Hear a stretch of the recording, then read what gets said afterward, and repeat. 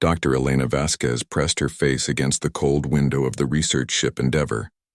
Outside, stars dotted the black space like tiny diamonds. But one object caught her attention. It was not a star. It was something much more interesting. "Captain Rodriguez, you need to see this," Elena called out. Her voice echoed through the quiet bridge. Captain Rodriguez walked over to Elena's station. On her screen, a strange shape floated in the darkness. It looked like a ship, but unlike any ship they had ever seen. "How old do you think it is?" the captain asked. Elena ran her fingers over the control panel. Numbers flashed on her screen. The metal shows signs of extreme age. "Maybe millions of years old. This ship is older than any civilization we know about." The Endeavor was a human research vessel. Elena and her team studied old alien artifacts and ruins. They were part of the Galactic Confederation, a group of different alien species working together. Humans had joined this group only 50 years ago. They were still the newest members. "Send a probe," Captain Rodriguez ordered. "Let's get a closer look." The probe launched from their ship. It moved slowly toward the ancient vessel. The cameras showed them details of the strange ship. It was huge, maybe 5 times larger than the Endeavor. The hull was covered in symbols they had never seen before. "Those markings," Elena whispered. "They don't match any known alien language in our database." Dr. Kim Chen, the team's engineer, leaned over Elena's shoulder. "The ship appears to be intact. No major damage. It's like someone just left it here. Or something forced them to leave," added Dr. Marcus Webb, their medical officer. The probe found an opening in the ship's side. It looked like a docking bay. Captain Rodriguez made a decision that would change everything. "Prepare a boarding team," he said. "Elena, Kim, Marcus, you're going over there. Take full protective gear." 2 hours later, Elena floated through the airlock into the ancient ship. Her suit's lights cut through the darkness. The air inside was thin but breathable. Ancient systems hummed quietly around them. "The technology is incredible," Kim said. His voice crackled through the radio. "Look at these walls. The metal is stronger than anything we use." They moved deeper into the ship. Their lights revealed corridors that seemed to stretch forever. Strange symbols covered every surface. Helena felt excited and nervous at the same time. "Over here," Marcus called. "I found something." In a large chamber they discovered rows of crystal devices. Each crystal was about the size of a person's head. They glowed with a soft blue light. "Data storage," Kim guessed. "These crystals might contain information about who built this ship." Elena approached one of the crystals. As she got closer, it glowed brighter. "Be careful," Marcus warned. In the center of the room stood a tall device covered in symbols. It looked important, like a control panel. Elena studied the markings. Some symbols repeated over and over. "This might be a warning," she said. "See how these symbols appear together? In many languages, repeated symbols mean danger." Kim was already connecting his equipment to the crystal storage units. "I'm getting readings. These devices are still active after all these years. Should we activate them?" Elena asked. Captain Rodriguez's voice came through their radios. "Negative. Bring samples back to the ship for study." But Kim was already working. "I think I can access the information without fully activating the system. Just a small power boost to read the data." Elena felt uneasy. Something about this ship felt wrong. The silence was too complete. The preservation was too perfect. "Kim, wait," she started to say. Too late. Kim pressed a button on his equipment. Power flowed into the crystal system. The blue glow became brighter. Much brighter. The symbols on the walls began to pulse. A deep sound filled the chamber, like a heartbeat made of metal and stone. The central device activated with a brilliant flash of light. "What did you do?" Marcus shouted. "I don't know," Kim replied. "The system is responding to our presence. It's like it was waiting for someone to wake it up." The heartbeat sound grew louder. Throughout the ship, lights began turning on. Ancient systems that had slept for millions of years suddenly came alive. On the Endeavor, alarms started ringing. Captain Rodriguez watched his screens in shock. "The ship is powering up." "All of it." Elena grabbed Kim's arm. "We need to leave. Now." But as they ran toward the exit, something invisible followed them. Tiny particles too small to see drifted out of the ancient ship. They spread through the space around both vessels. When the boarding team returned to the Endeavor, the particles came with them. Within hours, the particles began moving through subspace. They followed the paths that ships used to travel faster than light. They rode along communication signals that connected worlds across the galaxy. Elena studied the data Kim had collected. The crystal had given them images and sounds, but the language was still unknown. However, one thing was clear from the pictures. The ship showed scenes of death. Lots of death, these images, Elena said to her team. They show entire worlds going silent. Species dying. I think this ship was trying to warn people about something. Warn them about what? Marcus asked. Before Elena could answer, Captain Rodriguez's voice filled the research lab. We're receiving emergency messages from across the galaxy. Something is happening to the alien worlds. Elena felt her blood turn cold. On the main screen, reports flooded in from every corner of known space. The proud Zelkari Empire had gone quiet. 3 Vorthak worlds stopped responding to calls. The peaceful Minari reported that their people were getting sick and dying. How fast is it spreading? Elena asked. Every world with alien life, Captain Rodriguez replied. But the human colonies are reporting no problems. Only human worlds remain unaffected. Elena looked at the ancient crystal data again. In the images, she saw familiar shapes that looked like the aliens they knew, but she saw no shapes that looked like humans. Dr. Webb ran into the lab, his face pale. Elena, I need to show you something. The medical reports from the alien worlds, the symptoms are unlike anything we've seen.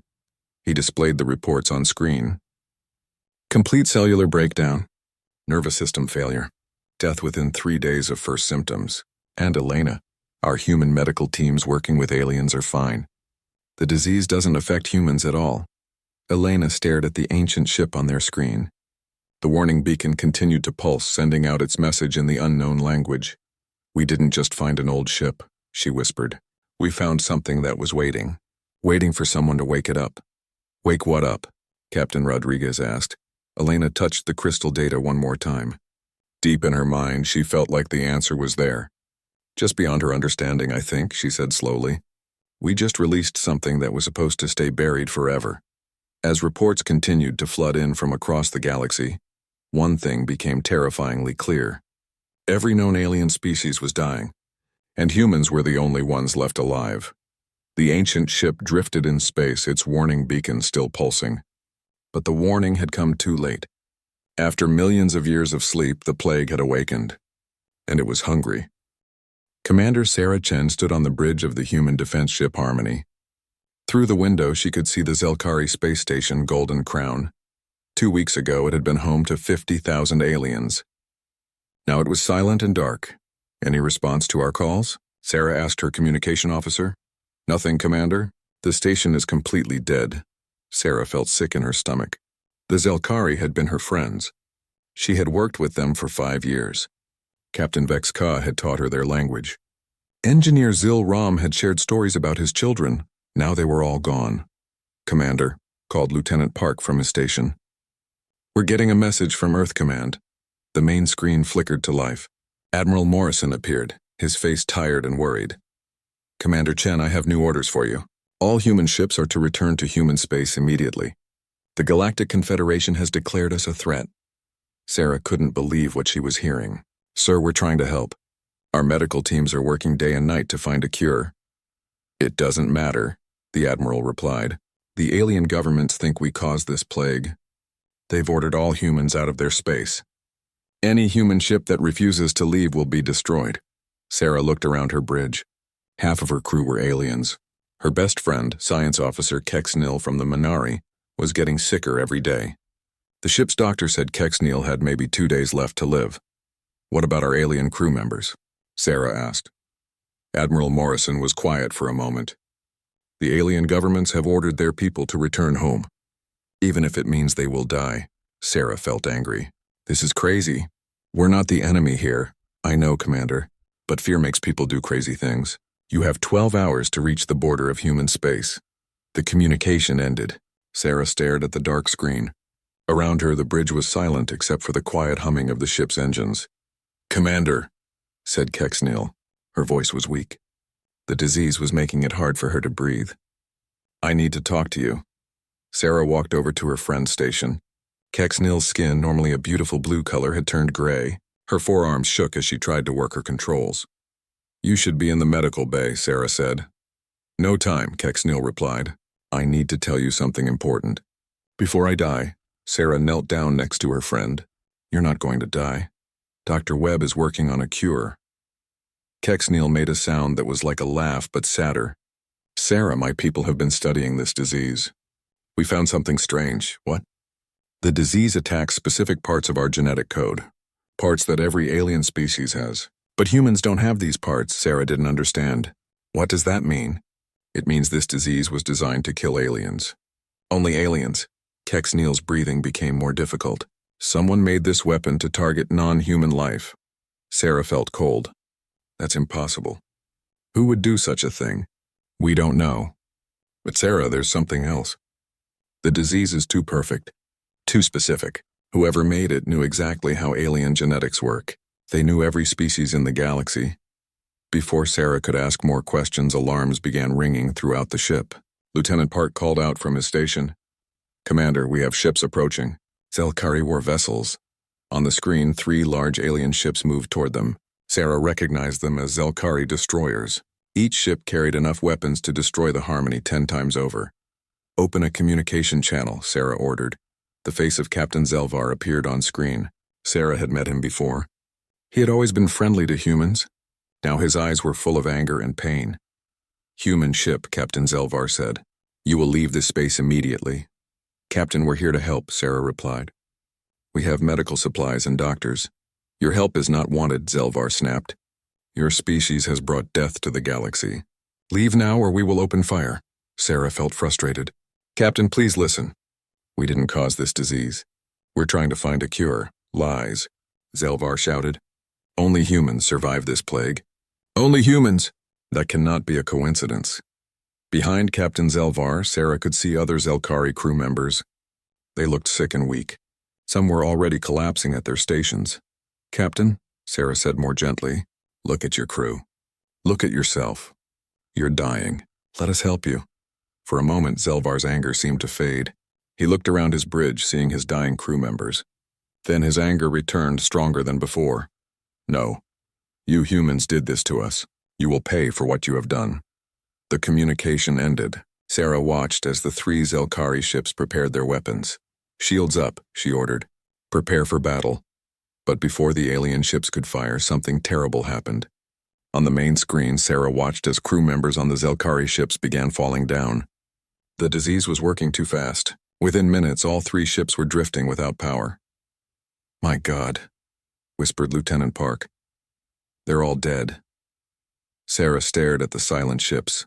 Captain Zelvar, who had been talking to her just minutes ago, was now gone forever. On Earth, Dr. James Morrison worked in his laboratory day and night.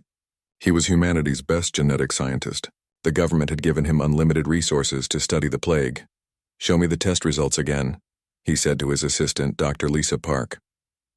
Dr. Park brought up data on the computer screen. We've tested the plague on samples from every known alien species. The results are always the same. Complete genetic breakdown within hours. And human samples, nothing. The plague completely ignores human DNA. It's like we don't exist to this disease. Dr. Morrison studied the genetic data. This is impossible. How can a disease be so specific? Dr. Park said quietly. I think someone designed it this way. Dr. Morrison looked at his assistant. What do you mean? The plague targets genetic sequences that appear in all alien life. But these sequences don't exist in human DNA. It's like someone studied every alien species in the galaxy and then created a weapon that would kill all of them while leaving humans completely safe, Dr. Morrison felt a chill run down his back. That would require knowledge of genetics that we don't possess. Knowledge that no species in the galaxy possesses. Unless, Dr. Park said slowly, someone had that knowledge millions of years ago. Back on the Harmony, Sarah held her friend Kexneal as she died. The Minari science officer's breathing became slower and slower until it finally stopped. I'm sorry, Sarah whispered. I'm so sorry we couldn't save you. As Sarah closed her friend's eyes for the last time, she made a promise. She would find out who was responsible for this plague, and she would make them pay. But deep in her heart, Sarah was afraid of what she might discover. What if the humans really were responsible? What if they had somehow caused the death of every other intelligent species in the galaxy? The Harmony turned away from the dead Zelkari ships and headed back toward human space. Behind them, the galaxy grew darker as world after world fell silent. On the ancient ship that Elena's team had discovered, the warning beacon continued to pulse. But the language was still unknown, and the warning came too late. The plague was spreading faster than anyone had imagined. And soon, humans would be the only intelligent life left in the galaxy. Dr. Elena Vasquez had not slept in 3 days. Her eyes burned as she stared at the ancient symbols on her computer screen. The warning beacon from the old ship was still sending its message. But she was finally starting to understand what it meant. Computer. Play translation attempt number 47, she said. The ship's computer spoke in a mechanical voice. Warning. The cleanser awakens. Only the inheritors shall remain. Do not wake the sleeping death. The Cezanne sin must not be repeated. Elena sat back in her chair. Cezanne, she whispered.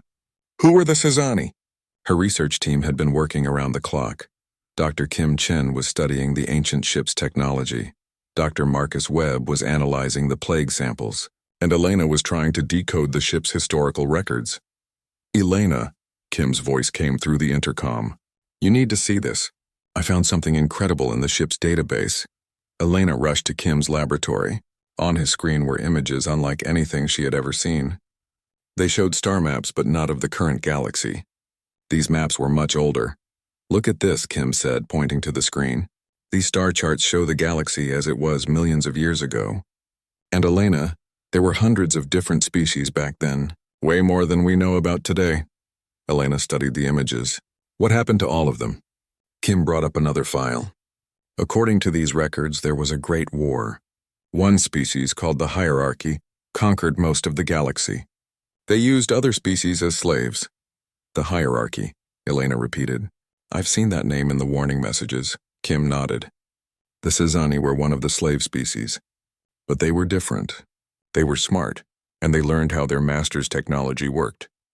Elena felt excited and scared at the same time. Show me more. The next images were difficult to look at. They showed Cezanne people working in terrible conditions. They were building ships and weapons for their Hierarchy masters. Many Cezanne were dying from overwork and bad treatment. The Cezanne served the Hierarchy for thousands of years, Kim explained. But they were secretly planning something. They were developing a weapon. A weapon? Kim's face was serious. A biological weapon. Something that would target the genetic codes of their enemies while leaving the Cezanne unharmed. Elena understood immediately. The plague. The Cezanne created the plague that's killing everyone now. It gets worse, Kim said. He brought up more images. The weapon worked too well. It didn't just kill the Hierarchy. It killed every species in the galaxy except the Cezanne. Elena stared at the images of dead worlds, empty cities, silent space stations. The Cezanne committed genocide. They killed everyone, but that's not the end of the story, Kim continued. The Cezanne realized what they had done was wrong. They were horrified by their success, so they decided to do something about it. The next images showed Cezanne ships traveling to distant worlds. They were carrying something precious, genetic samples and technology. They scattered their own genetic material across the galaxy, Kim explained.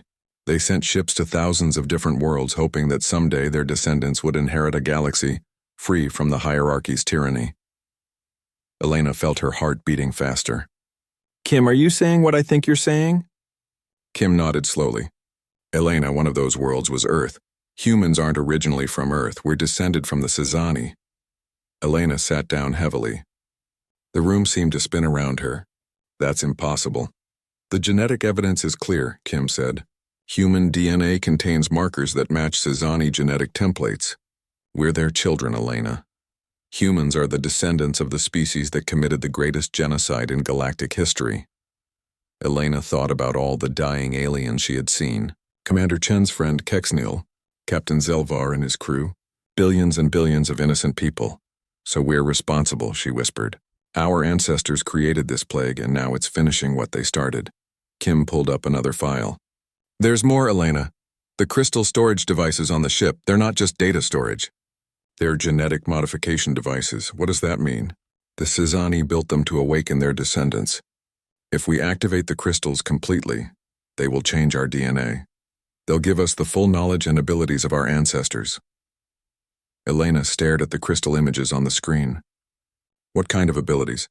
Advanced technology, psychic powers, the ability to control matter at the molecular level. Elena, the Sazani were incredibly advanced. If we activate these devices, we could become like gods. Elena felt sick. Or we could become monsters just like our ancestors. Before Kim could respond, alarms began ringing throughout the ship. Captain Rodriguez's voice came over the intercom. All hands to stations. We have incoming ships, multiple alien vessels approaching at high speed. Elena and Kim rushed to the bridge. On the main screen, they could see a fleet of ships from different alien species. Zelkari destroyers, Vorthak battlecruisers, and Minari defense vessels. All of them were heading straight for the Endeavor. How many ships? Elena asked. 67, Captain Rodriguez replied. It looks like every surviving alien government has sent their remaining forces. Dr. Webb joined them on the bridge. Captain, I've been monitoring alien communications. They know about the ancient ship. They think we found it on purpose. They believe we're the descendants of the species that created the plague, Captain Rodriguez said grimly. They want revenge. Elena watched the alien fleet approach. Most of those ships probably had dying crews. Their commanders knew they were going to die, but they wanted to take humanity down with them. Captain, Elena said, I need to study those crystal devices more carefully. I think they might hold the key to stopping this plague. How long do you need? Elena looked at the approaching fleet. More time than we have. The lead alien ship opened communications. On the screen appeared Admiral Kexor of the Minari fleet. Elena recognized him. He was Kexneel's father. His blue skin was already turning gray from the disease. Human ship, Admiral Kexor said. We know what you are. We know your ancestors were the ones who created this plague. Captain Rodriguez stepped forward. Admiral, we had nothing to do with this. We're trying to help. Help? Admiral Kexor laughed bitterly. You awakened the ancient weapon that is killing my people. You awakened it because you are part of the species that created it. Elena moved to the communication controls. Admiral, please listen. We didn't know about our connection to the Sazani. We can work together to find a cure. There is no cure, Admiral Kexor replied. Your ancestors made sure of that. The only thing we can do is make sure you don't inherit the galaxy alone.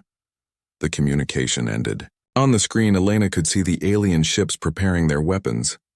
Captain, she said urgently, we need to get back to that ancient ship.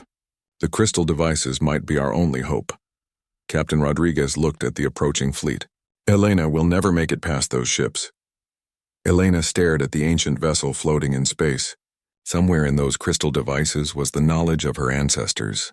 The same knowledge that had created the plague might also be able to stop it. But did she have the right to use that knowledge? Did humanity deserve to inherit the galaxy after what their ancestors had done? As the alien fleet opened fire, Elena realized she was about to find out. The first alien weapon blast hit the Endeavor's shields like thunder. Captain Rodriguez gripped his command chair as the ship shook violently. Return fire, he ordered. Elena watched in horror as human weapons struck the alien ships. She saw explosions bloom across the hulls of Minari vessels. These were the same people who had welcomed humans into the galactic community 50 years ago. Captain, we can't win this fight, Lieutenant Park reported. They outnumber us 20-1. Elena had an idea. Captain, what if we don't try to win? What if we run? Run where? Captain Rodriguez asked. Elena pointed at the ancient ship on the screen. There. We get to the Sazani vessel and activate the crystal devices. Maybe we can find a way to stop this plague. Captain Rodriguez looked at her like she was crazy. Elena, you said those devices could change our DNA. What if they turn us into something horrible? What if they don't? Elena replied. What if they give us the knowledge we need to save everyone? Another blast hit their ship. The lights flickered and several control panels exploded in showers of sparks. Decision time, Captain, Dr. Webb called out. Hull breach on Deck 3. Captain Rodriguez made his choice. All power to engines. Get us to that ancient ship. The Endeavor turned and raced toward the Sazani vessel. Behind them, the alien fleet followed, firing continuously. Helena watched as human ships from other parts of the galaxy began arriving to help. The space around the ancient ship became a battlefield. On Earth, Dr. James Morrison received the news with growing despair. The alien fleets were attacking human colonies across the galaxy. Fear and anger had replaced any hope of cooperation. How many human ships have we lost? He asked his assistant. 17 so far, Dr. Park replied. But doctor, the aliens are losing ships too. The plague is affecting their crews faster than they expected. Dr. Morrison studied the latest data from Elena's team. The information about the Sezani was shocking, but it also gave him new ideas about how the plague worked. Lisa, he said to Dr. Park, if humans are descended from the Sezani, and the Sezani created this plague, then maybe we can create a cure. How? Look at this genetic data.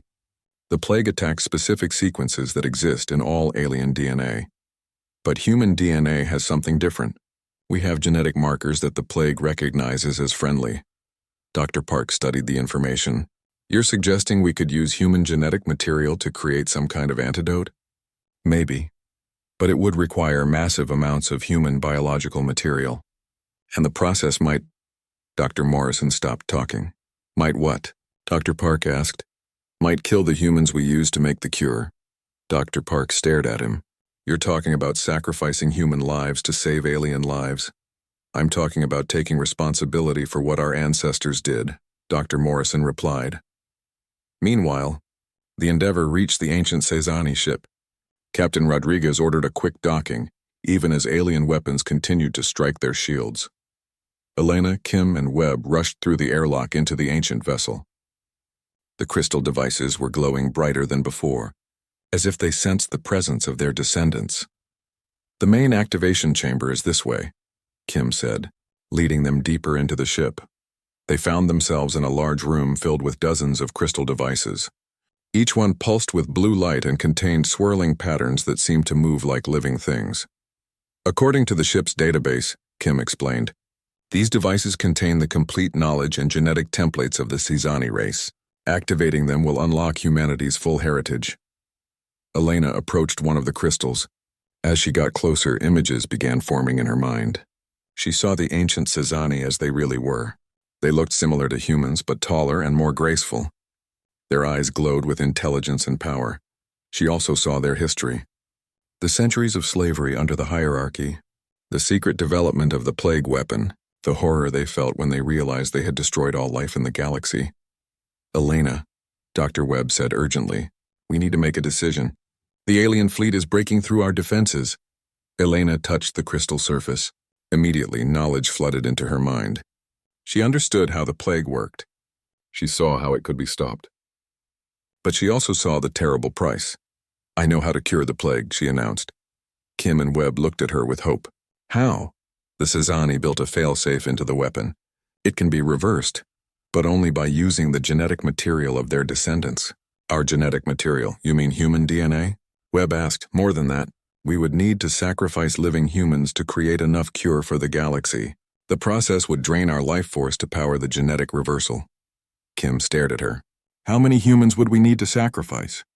Elena accessed more of the crystal's knowledge. The numbers appeared in her mind like burning letters. Most of us, she whispered. Maybe 90% of the human race would need to die to create enough cure to save the remaining alien populations. The room fell silent except for the distant sounds of the space battle outside. There has to be another way, Webb said. Desperately, Elena explored the crystal knowledge further. There is. We could activate all the crystal devices and become full Sezani.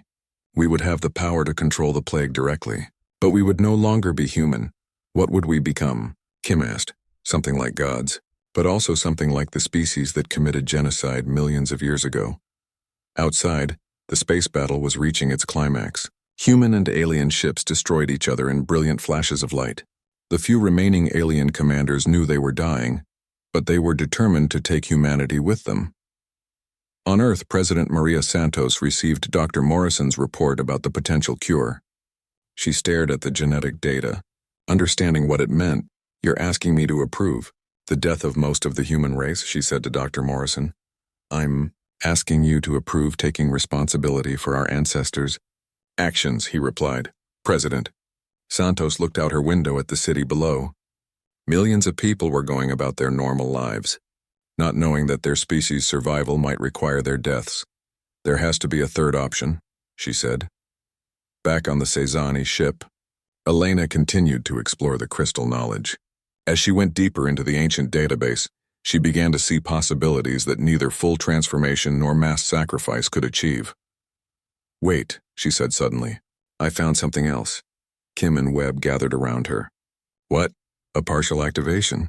We could activate the crystals just enough to gain some Sazani abilities without losing our humanity completely, and we could create a partial cure that would stop the plague spread without requiring massive human sacrifice." "What's the catch?" Webb asked. Elena's face was grim. "Humans would have to live permanently with the alien survivors. Our modified genetics would be the only thing keeping the plague dormant. We would become living antidotes bound to the people we're trying to save." "Forever?" Kim asked. "Forever." As the space battle raged outside, Elena realized that humanity faced the biggest choice in its history. They could choose power and become like their genocidal ancestors. They could choose sacrifice and save their victims at the cost of their own extinction, or they could choose something harder, permanent responsibility for the consequences of their heritage. The crystal devices pulsed around them, waiting for an answer. Elena placed both hands on the crystal device. The knowledge of the Sazani flowed through her mind like a river of light. She could see the solution clearly now, but it would require courage from every human in the galaxy. "Kim, contact President Santos on Earth," she said. "Dr. Morrison too. They need to hear this." Within minutes, the communication link was established. President Santos appeared on the screen along with Dr. Morrison and several other world leaders. "Elena," President Santos said, "we've received reports about the space battles. The situation is desperate. I know, Madam President, but I have a solution. It's not perfect, but it's the right thing to do." Elena explained what she had learned from the crystal devices. The partial activation process. The permanent cure that would require humans to live alongside aliens forever. The responsibility they would carry for the rest of human history. "So we become permanent guardians," President Santos said thoughtfully. "We can never again live separately from the people our ancestors harmed." "That's correct. But there's something else. The partial Sazani activation will give us access to advanced technology. We could rebuild the galaxy better than it was before." Dr. Morrison leaned forward. "What about the risk? What if the partial activation goes wrong?" "There is risk," Elena admitted. "Some humans might be changed too much. Some might not survive the process, but the alternative is watching the galaxy die while we remain untouched." President Santos was quiet for a long moment. Around her, the other world leaders whispered among themselves. "Elena," the president finally said, "this decision affects all of humanity. I need to call for a global vote." "Madam President, we don't have time for a full democratic process. The alien fleets are dying as we speak. Every hour we delay, more people die." President Santos closed her eyes. When she opened them again, her face showed the weight of the decision. "Do it, Elena. Begin the partial activation. I'll take responsibility for this choice." Elena looked at Kim and Webb. Both men nodded. They understood what they were about to do. Elena pressed her hands against the central crystal device. Beginning partial activation of Sazani genetic heritage. Light filled the chamber. The crystal devices resonated with harmonic tones that seemed to come from everywhere at once. Elena felt her DNA changing, cell by cell. Knowledge that had been locked away for millions of years began unlocking in her mind. She could see how to stop the plague. She could see how to modify human genetics to create a permanent cure. Most importantly, she could see how to do it without destroying either humans or aliens. The process was painful. Elena felt like her entire body was being rebuilt from the inside out. Kim and Webb cried out as the energy reached them too, but they stayed by her side, helping her channel the ancient power. On Earth, Dr. Morrison began preparing the cure based on Elena's transmitted data. The process would require volunteers, humans willing to undergo genetic modification to become living medicine for alien survivors. "How many volunteers do we need?" Dr. Morrison asked his team. "About 10,000 to start," Dr. Park replied. "One modified human can provide protection for roughly 500 aliens." Dr. Morrison opened a communication channel to the entire planet. "Citizens of Earth, we need volunteers for a genetic modification process. You will not die, but you will be permanently changed. You will need to live among alien survivors for the rest of your lives." The response surprised everyone. Within hours, over 1 million humans had volunteered. Teachers, doctors, engineers, artists. People from every profession wanted to help repair the damage their ancestors had caused. In space, The battle between human and alien fleets had stopped. Admiral Kexor of the Minari watched in amazement as human ships began transmitting medical data instead of weapons fire.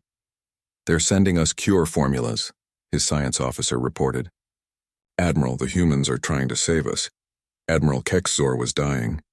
The plague had advanced too far in his system, but he could see that younger Minari crew members were already responding to the transmitted cure. "Open a channel to the human fleet," he ordered.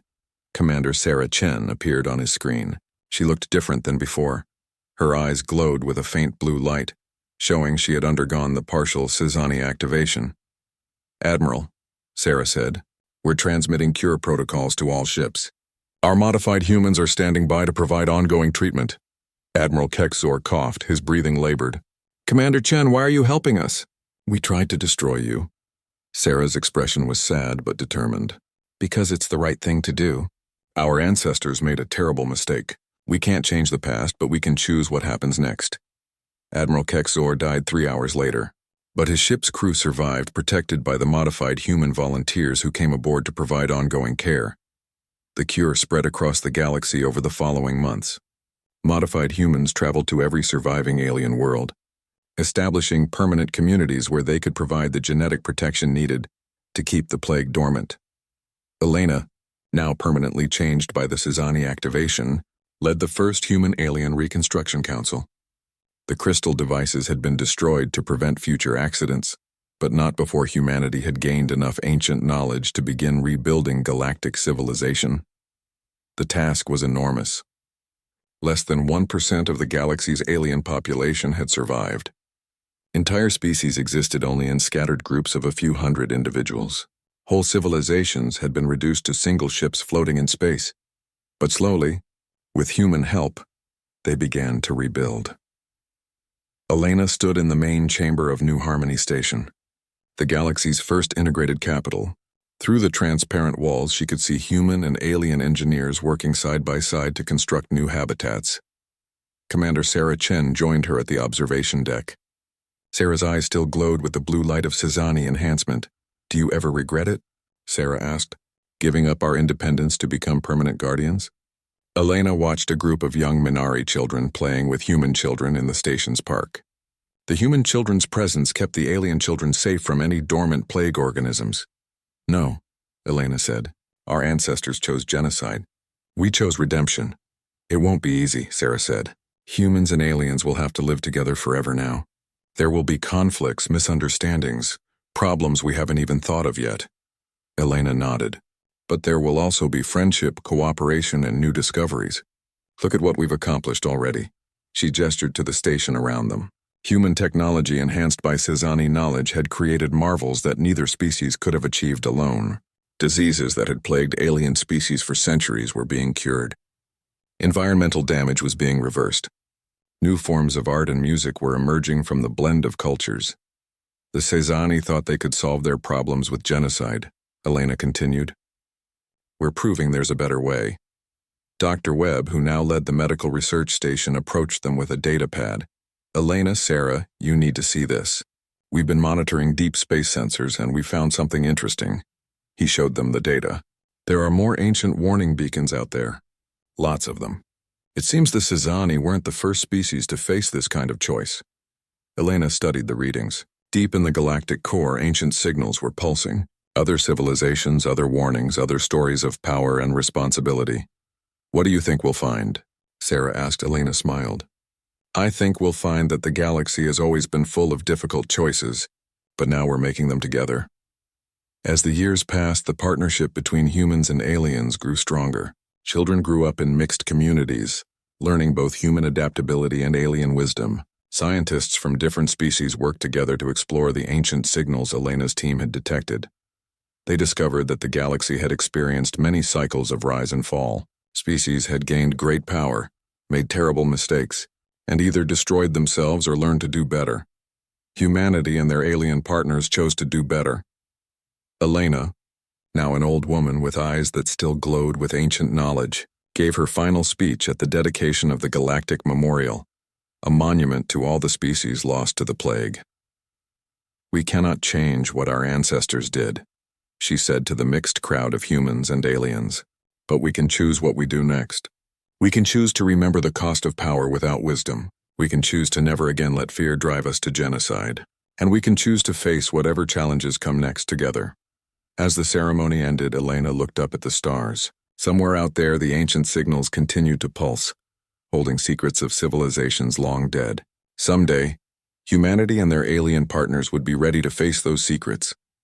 But for now, they had learned the most important lesson of all, that the greatest strength comes not from the power to destroy, but from the courage to take responsibility for the consequences of that power.